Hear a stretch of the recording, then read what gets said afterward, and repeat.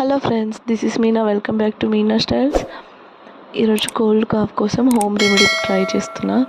లవంగాలను బాగా వేయించి అవి లవంగాలు మొగ్గల్లాగా అవుతాయి. మొగ్గల్లాగా అయిన తర్వాత దాన్ని మంచిగా మిక్సీ పట్టాలి.